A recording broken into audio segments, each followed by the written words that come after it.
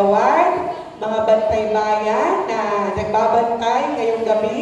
Marami pong salamat at sa pagpapaunlak na magamit po ng Team Malasakit ang inyo pong overboard at inyo pong upuan. Tama ba ang upuan ni kanila nila?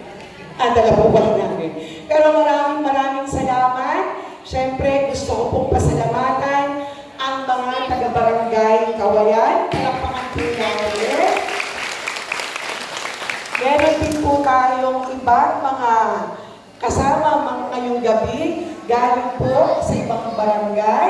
Meron pong taga-Poblasyon 1 na galing pa ng Canada. Maraming salamat.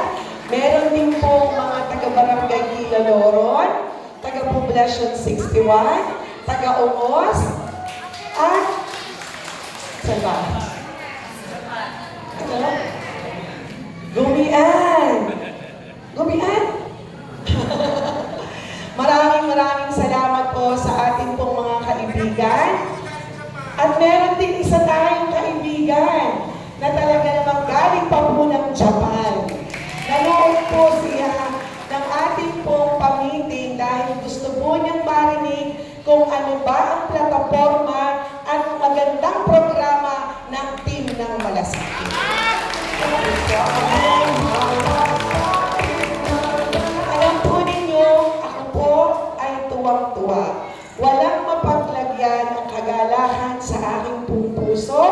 Bakit? Dahil ang nakikita ko po ngayong gabi, simula po nang pumasok ako sa larangan ng politika, mula noon hanggang ngayon, kayo pa rin po ang aking kasama. Siguro po, sanay kayo na ako ay magsasalita sa inyong harapan para ako ay mangampanya bilang konsehal ng bayan. Pero, ang lahat ay natatapos. Tapos na po ang termino ko bilang miyembro ng Sangguniang Bayan. Kaya ang inyo pong lingkod ay tumaas at tumakbo bilang mamumuno sa ating pong bayan. Ako po ay nagpapasalamat dahil dito po sa Barangay Kawayan, ni minsan hindi po ako natalo.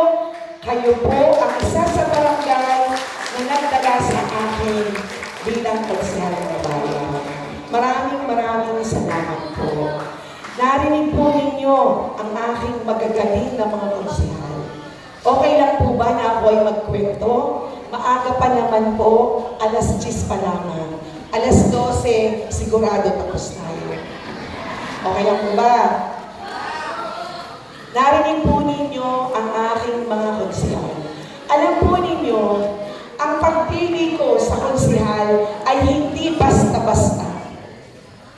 Pag gusto, pwede kong kunin. Pero hindi po iyon ang naging prinsipyo ng inyong lingkod. Dahil ang gusto ko, ang makakasama ko, dapat kaisa ng puso ko, dapat kaisa ng isip ko, dapat iisa ang direksyon namin sa paglilingkod sa ating bayan. Kailangan po natin mga magaling na inhinyero sa Sangguniang Bayan. Dahil sa Sangguniang Bayan, may kanya-kanya pong kumitiba. Narinig po natin nagpakilala si Engineer Henry Eugenio, isang magaling na engineer. Tito Henry, kailangan ka sa Sangguniang Bayan dahil ikaw ang magbabantay sa lahat ng proyekto na gagawin sa bayan ng iyan.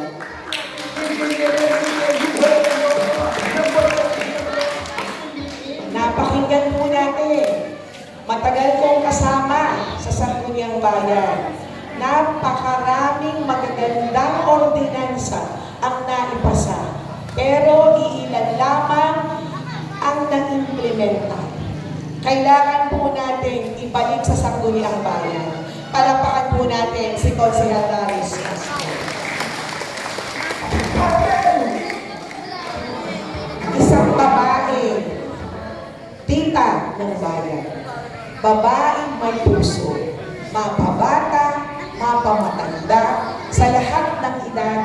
Nakita ko po kung paano siya salubungin ng ating pong mga kababayan ang hindi po nagbabago. At kailangan pa rin maging miyembro ng Sangguniang Bayan. Palakpakan po natin si Tita Lea.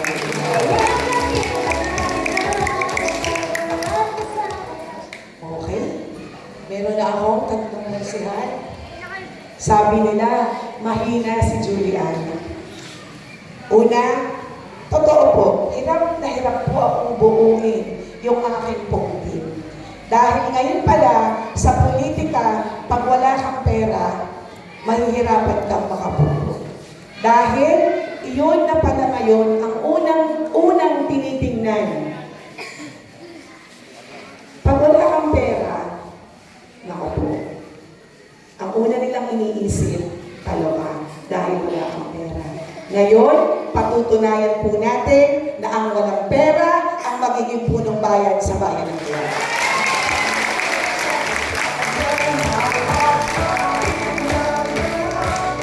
Meron tayo tatlong konsehal. Ako po, pag hindi ko na kaya, pag nai-stress na ako, ang lagi ko pong ginagawa ay ang manalangin. Kapapanalangin, nakatagpo ako ng mga bagong pwedeng maging konsehal ng bayan. Na naniniwala ako na malaki rin ang maiitulong. Dapat ang lahat ng nanunungkulan merong puso. Hindi lamang puro galing. Dapat may puso, may galing, may aksyon. Kaya, nakasama ko po ang nurse ng bayan, si Nurse Casey Canetti.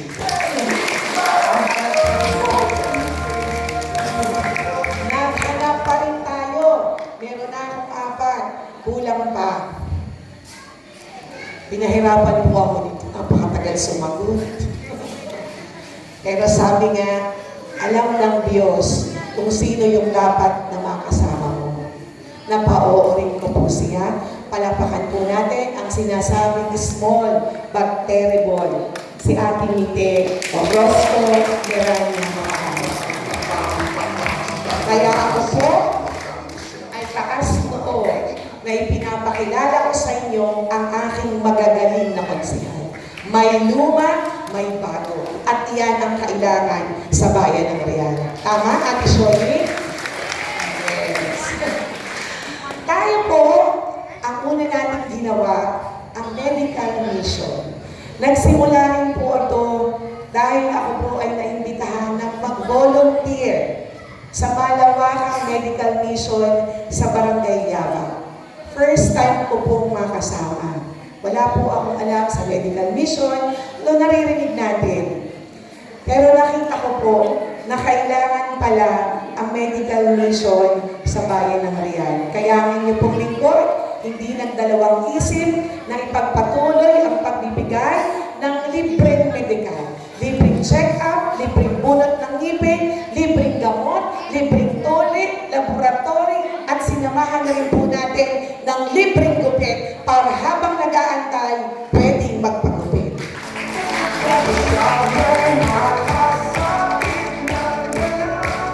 Yung po ating mga gamot noon, nagsimula lang po kami sa losartan at amlodipine, paracetamol. Iilan lamang. Pero dahil nakita po ng ating mga kababayan na nasa ibang bansa, na naiwan ang puso sa bayan ng Real, sila po ang tumulong sa akin para magpatuloy ang programang May Malasakit. Sinimulan po natin ang pangkalusugan, dumating ang pasukan, ang mga langgam. Problemado sa pagbili ng gamit. Problemado sa pagbili ng lapis, krayola, papel, notebook. Tayo po nagsikap na makapagbigay sa 5,000 estudyante ng karagdagang gamit mula kinder hanggang grade 4 at pinilit po natin na makapagbigay din mula grade 5 hanggang grade 6. Kaya, sabi ko, pag ako na ang punong bayan, mula kinder hanggang grade 12, libre na hanggang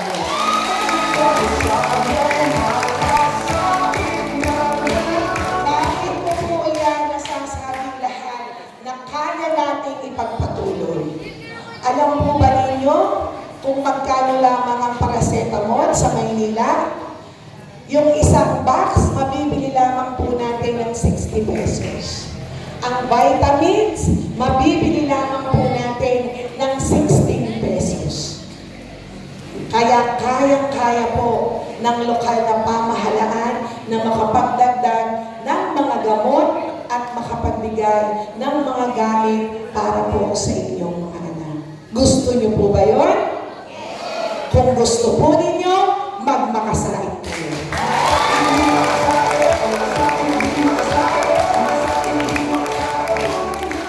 Sa amin pong pag-iikot-ikot, ako po ay natutuwa dahil tingnan po ninyo dito, halos mga kabataan.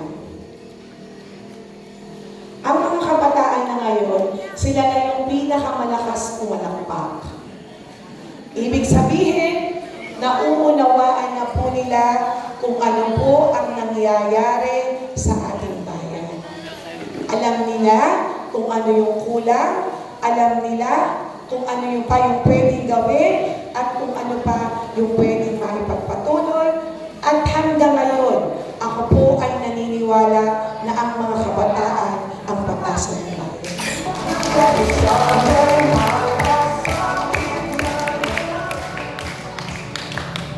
Edukasyon, atin pong itutuloy. Sa Roma po, meron po doong nababa na galing sa iba't ibang state university. Naghahanap ng mga estudyante na gustong mag-exam sa kanilang paaralan. Example, sa PUP, UP, SLSU, yung po mga government. Ngayon, ang problema ng magulang, hindi maipadala dahil walang pamasahe at walang pangkain, walang allowance. Tama po? Ang mga magulang, pinanghihinaan na. Ang alam lang natin sa MQCC at saka po sa Lucena. Tayo, pag pinagbigyan po tayo na maging punong bayan, lahat ng interesadong mag-exam, sosuportahan po natin, ililibre na natin ng sasakyan, bibigyan natin ng allowance para makapag-exam. Sabi nila, paano mo yan gagawin? Ay walang pondo. Kung ikaw po talaga ay interesadong tumulong, lahat po may paraan. Gasino na pong hingaan ko ng tigli 5,000, itong anim kong konsehal, makapagbigay lamang kami ng libreng sasakyan sa lahat ng gustong mag-exam. Pag hindi mo nag-ambag, isusumbong ko sa inyo. Pero lahat po yan mag-aambag dahil lang gusto po nila tumulong din sa ating po. Ano pa po ang nais natin? Tayo po sa ating din pong pag-ikot-ikot, bago pa po nagsimula ang formal na kampanyahan, umikot na po tayo sa ating bara-barangay. Sabi ko po sa kanila, kailangan nating bumaba. Dahil kailangan nating marinig kung ano ang kailangan sa bawat barangay. Akala ko po, ang tubig ay problema lamang dito sa Poblasyon 1, Poblasyon 61, sa Barangay Umos. Meron pa rin po palang mga barangay na problema pa rin ang tubig. Ngayon pa lamang, nag-iisip na po ako kung anong paraan ang gagawin natin para sa buong bayan maging maayos ang tubig. Sana po huwag isipin ng ibang mga kumakandidato na pag binabanggit ko ang patubig, ito ay kasiraan. Wala po tayong intensyon, pero hindi ko po mapigilang sabihin sapagkat ito po ang number 1 kailangan natin. Ano tatay? Tama po? Water is life. Nung buhay pa po yung tatay ko, ang tatay ko po, si daddy po ay maagang nagigising.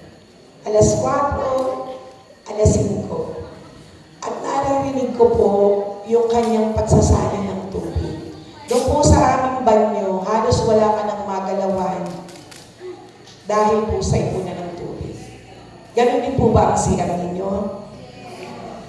Yung CR natin na pinipilit nating pagandahin, malinis tingnan, puting tiles, ang kulay ngayon, ano nga? Puta. Yung puti, naging puta. Na kailangan kuskusin dahil pag umuulan, malabo po yung tubig na lumalabas. So, nung buhay pa po si Daddy, yan. Bilang isang anak, ang tatay ko ay 70 years old. Nagpupuno ng tubig para gamiting pangpaligo ng kanyang mga anak.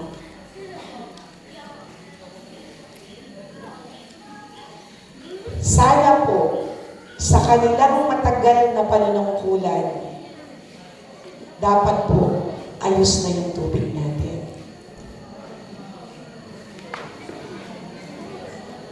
Sana po, kung meron man ditong nakikinig na silang napupusuan, huwag niyo pong maisip na ito'y sinasabi ko para po sa kasiraan. Ito po ay sinasabi ko dahil ito talaga ang kailangan ng ating pong bayan. Ano pa po? Ang ating pong mga boundaries. Galing po kami kahapon sa Barangay Pandan. Ang boundary po ng Mauban at ang boundary po ng Barangay Pandan. Mayroon pong nagkikwento doon. Sabi nila, kung sana pa bang tawag sa akin, konsehala, sana naman maayos na rin yung boundary ng Mauban at saka dito sa Pandan. Dahil kung nakialam niyo po ba na meron na doon ginagawa na windmill dito sa ating bayan? At meron po doon ginagawa seaport. Alam po ninyo? Kung yung pong seaport ay masasakop ng ating bayan, malaki po ang maitulong ito sa atin. At pwede po natin hilingin na dapat lahat ng laborer galing po sa bayan ng Real, dapat ang priority bigyan ng trabaho ay mula po sa ating bayan.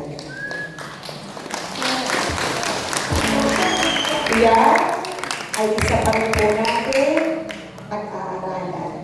Kasama po ang siniluan at saka po ang yaba, ang maunlad. Sa Barangay Maunlad, hindi po makapagpaayos ng bahay dahil hindi po pinapayagan ng UP.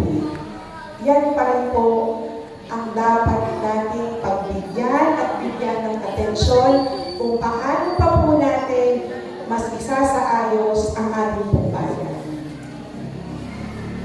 Hindi po natin inaalis na pasalamatan po natin ang kanilang pamilya dahil malaki po talaga ang naitulong nila sa ating bayan. Pero ngayon po, ako ay nakikiusap sa inyo na sana ngayong 2025, iba naman.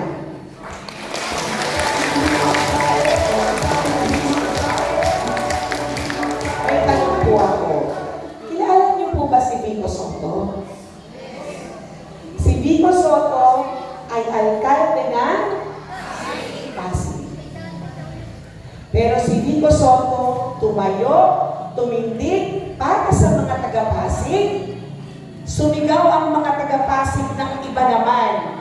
At sa paniniwala kay Vico Soto, siya po ay sinamahan ng mga Pasigleño. Napakahabang panahon na ang Eusebio ay nanungkulan sa Pasig City. 27 years. Tama ba yan? 27. 27 or 29 years. Sabi ko po, dun sa aking mga kabataan, mapapansin po ninyo ang pag-ati kong mga kasama, mga bata. Wala po akong kasama na kasintiban ko o mas matanda sa akin, bata. Bakit bata? Ang bata ngayon, iba nang mag-isip.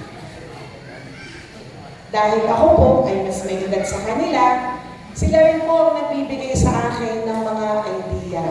Kita, parang maganda, parang hindi napapansin yung mga dancers. Bakit hindi tayo magbigay ng workshop sa may mga talent sa pagsayaw, sa pagkanta? Sana hindi lamang mga basketball o sports ang nabibigyan ng pansin ng lokal na pamahalaan.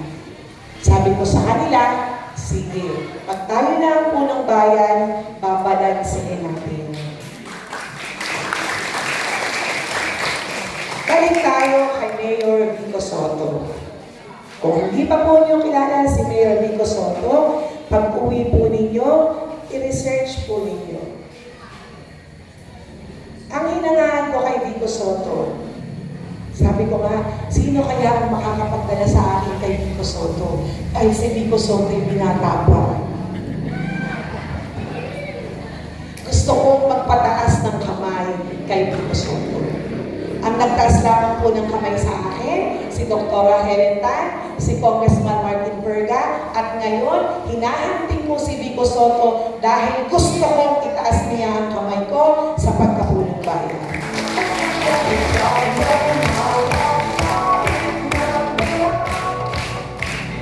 Ano ba? Sino ba ang nasa likod ni Vico Soto? Mamamayan? Sino po ang magulang ni Vico Soto? Si Connie Reyes. Kahit ano po ba si Connie Reyes? Sino pa? Si Vic Soto.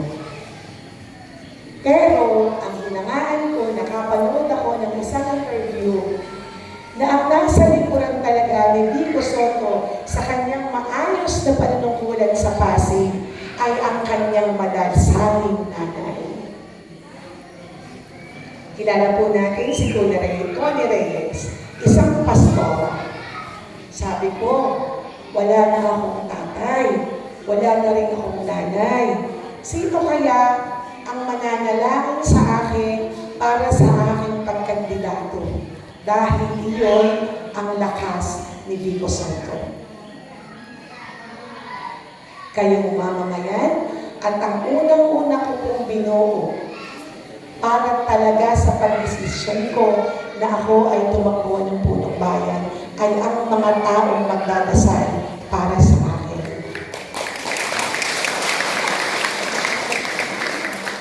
Kaya po, yung sinasabi nilang walang pera, hayaan lang po natin.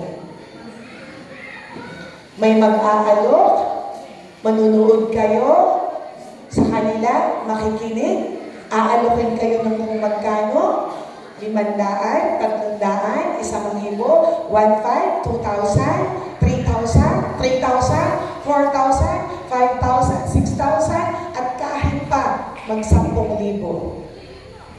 Hindi po ako natatakot. Dahil alam ko po na mayroong mas higit na makapangyarihan sa pera. Ang Diyos tumitingin sa puso ng tao. Ngayon pa lamang pong gabi, masasabi ko na pong panalo ako.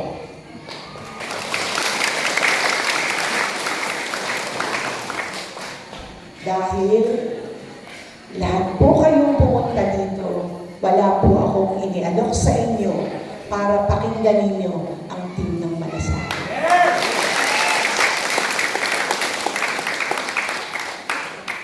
Tingnan po ninyo, alam po ba ninyo na kahit sa upuan, nagsasalita na rin? Basahin po ninyo kung ano yung nasa inyong upuan.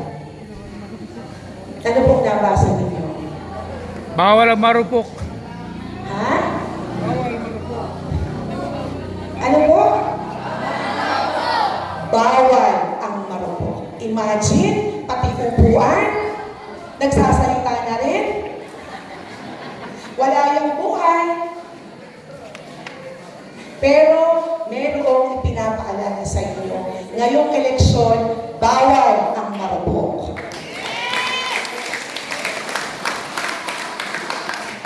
Importante, ang titingnan natin ngayong eleksyon kung ano po ang dadalhin na programa at plataforma ng lahat mga kandidato. Pag walang plataforma, mag-isip na po kayo. Kailangan nyo ba yan iboto? Anong gagawin na yan bilang punong bayan? Hindi na po. Kayo na po ang nasagot. Ha? Sana po mag-isip na tayo. Dahil ang politiko na walang plano sa bayan, hindi ko po alam kung saan niya dadalhin ang bayan ng Rian.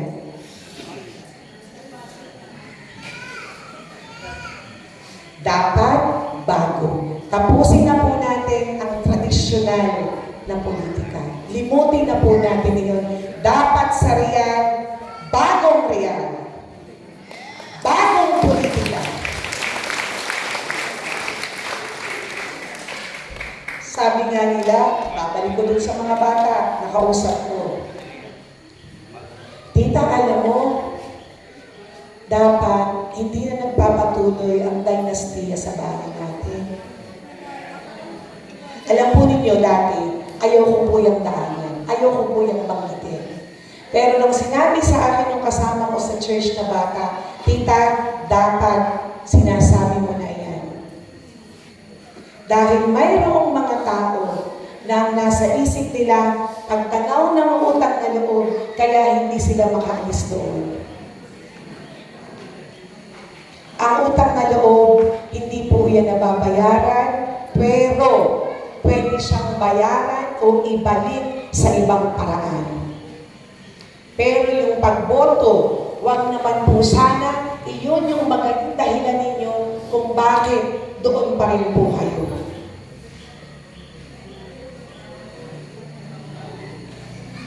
Iba po ang leader.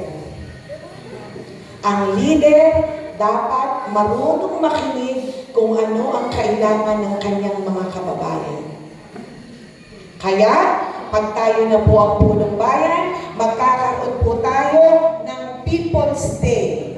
Ang People's Day, pag-akyat ninyo ng munisipyo, ako po kaagad ang makikita ninyo, makikinig ako kung ano ang problema at kung ano ang kailangan ng inyong barangay.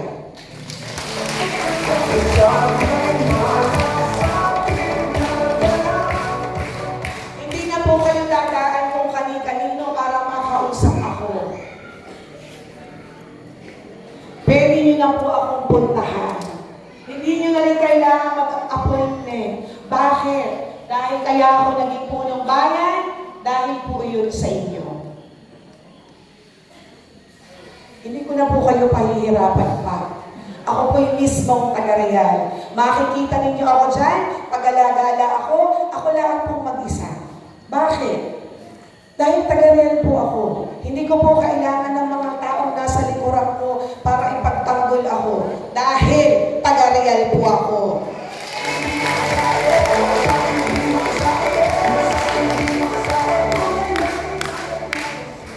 Sasabihin natin, dapat sama ka ng ganito. Magsasama ka pa, kaya ko naman. Kaya ko pong lumabas ng alas 11 ng gabi kahit ako lang ang mag-isa dahil taga-Real po ako.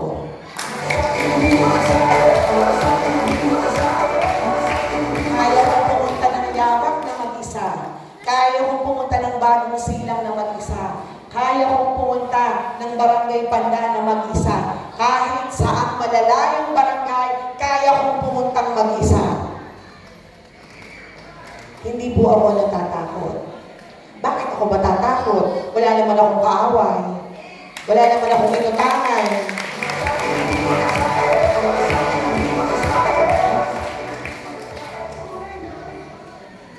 Kaya ako po'y nakikiusap na sana naman po ngayong darating na eleksyon, tibayan po natin ang ating mga dibdib. I-welcome po natin ang lahat ng makikipagkamay sa atin ng mga kandidato. Makinig tayo kung ano po yung mga plataforma nila, kung ano po yung mga nais nila, kung ano rin po yung mga programa nila, pero wag nyo na po silang iboto.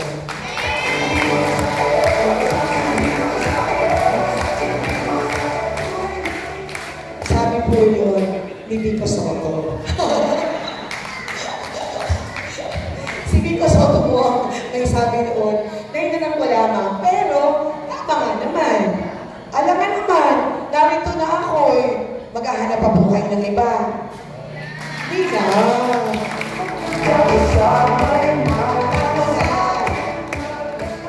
Lagi ko pong sinasabi sa akin pong pag-leaders, lahat ng sinasabi ko, bago kayo pumasok ng munisipyo, ipapalagay po natin yan sa tarpaulin. Pag naipagpatuloy po natin ang libreng bono, dental medical, libreng gamot, check. Pag naipagay natin ang libreng gamit, check. Pag natapos natin ang patubig, check. Para pwede pang bumalik. Tama po. Pero pag wala akong nagawa, yun lang naman po. Marunong po akong mahiya. Hindi na po ako kakandidato.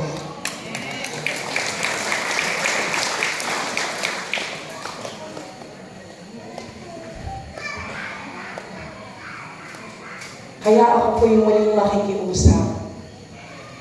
Alam po ba ninyo na ang pakiramdam ko ngayong pagkandidato ko, ito po ay hindi ko laban. Ito po ay laban ng mga taga-Real.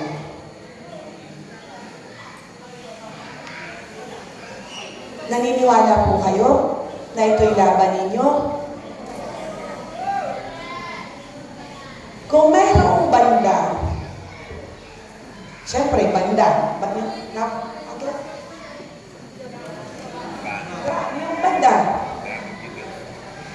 ako lamang po ang majorin. Pero, ang taong bayan ang nasa likod. Ang ibig pong sabihin, ako lang ang mangunguna, pero sa akin pong panunungkulan, dapat nasa likod ko po kayo.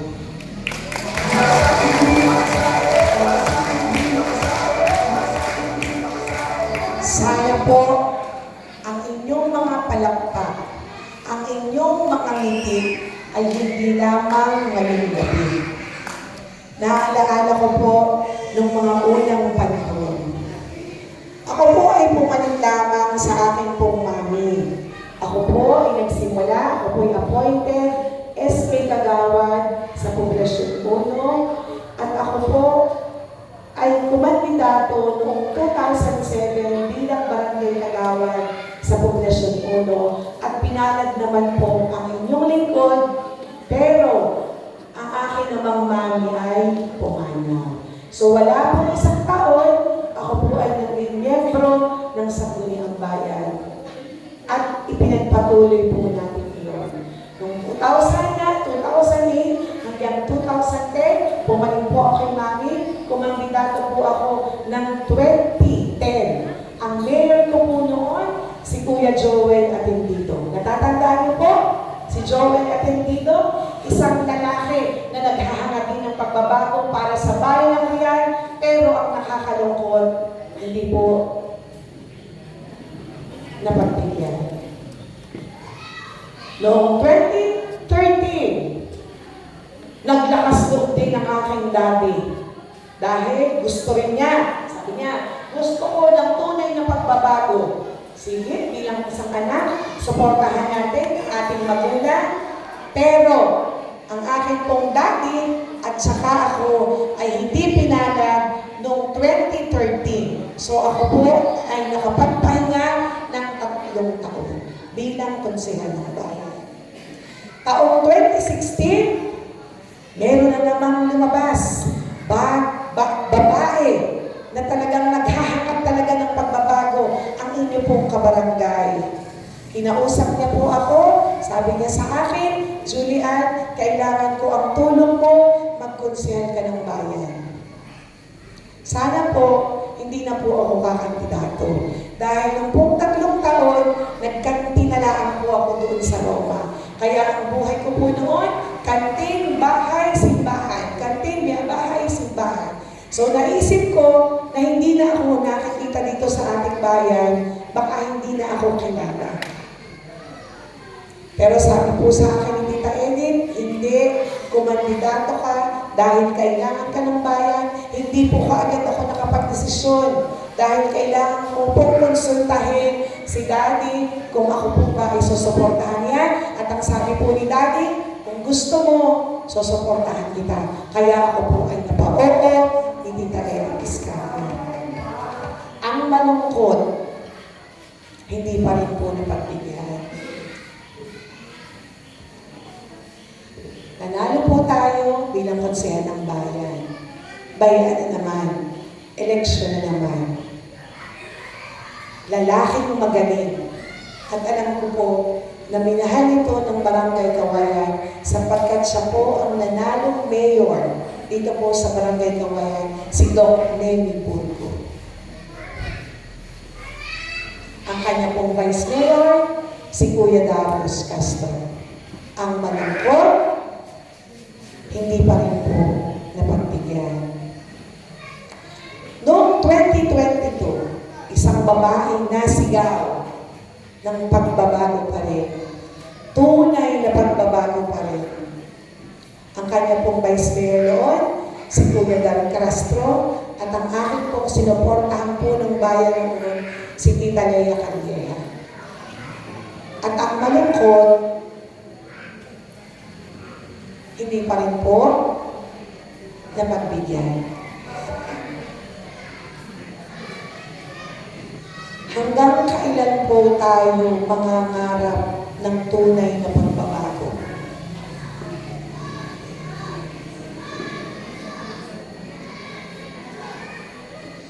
Ngayon pong 2025, sa aming pong grupo, ako na lang po ang natitira. Si Tito Nestor Corralde, may edad na rin po. Sumigaw din ng pagbabago, pero hindi rin po napagbigyan. At sa amin pong grupo, ako na lamang po ang natitira. Kaya sana naman po, ngayong 2025, ako naman yung pagbigyan ninyo.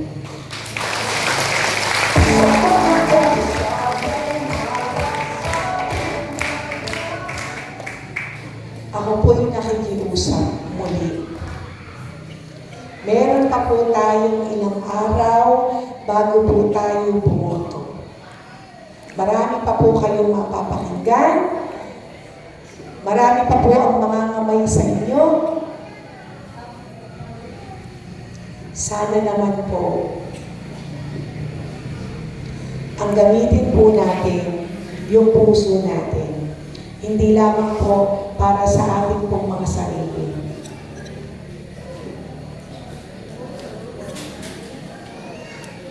Sana po, suportahan niyo po at iboto po ninyo ang number 4 sa balota sa pagkapunong bayan, Julian Orozco Pasano.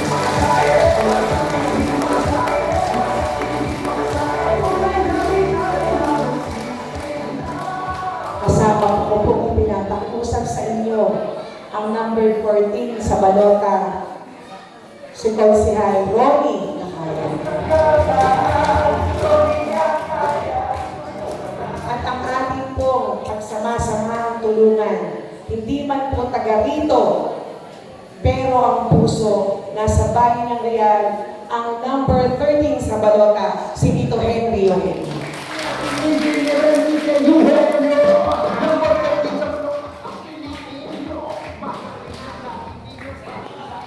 Siyempre, muli, ipapakiusap ko po ulit sa inyo dahil kailangan ko po ito. Kailangan ko siyang makasama sa trabaho dahil kailangan po niyang gumawa ng magagandang ordinansa na papakikinabangan ng ating pong bayan. Ang ibabalik po natin sa Sangguniang Bayan, si Konsehal Darius Castro.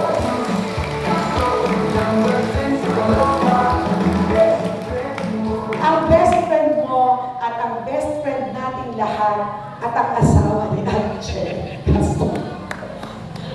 Talaga naman, hindi ko pa tinatawag, ha? O, very alisto. Ang tita ng bayan, ang mahal na mahal ng taga-Barangay Kawayan, palampakan po natin si Konsehal Lea Estrella Calleja, ang number 9 sa balota. Palampakan din po natin ang first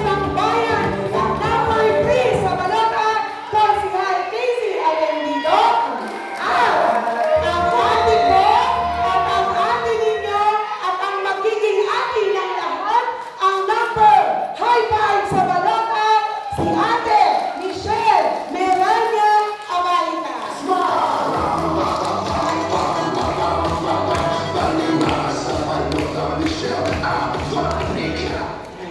Tingnan po ninyo ang aking mga konsehal. Tingnan po ninyo. Turn to your right. Right. Right. Right again. Right. Right.